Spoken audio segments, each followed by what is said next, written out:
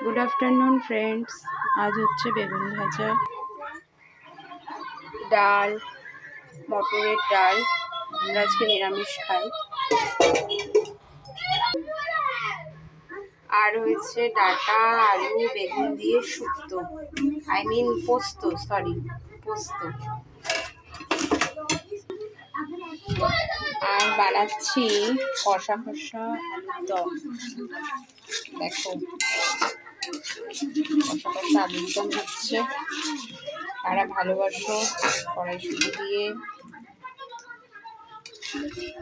কাঁচা লঙ্কা দিয়ে, গোলমরিচ দিয়ে, তেল দিয়ে মশলাটাকে ভালো করে ফোড়ন দিয়ে মশলাটাকে আদা, জিরে, লঙ্কা, কড়াইশুঁটি, টমেটো, নুন, হলুদ, মিষ্টি, গোলমরিচ সব কিছু দিয়ে কষিয়ে আলুটা আগের থেকে সেদ্ধ করে রাখা হয়েছে।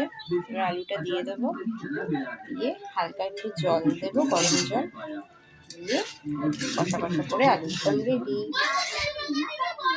খাইতে চলে এসো।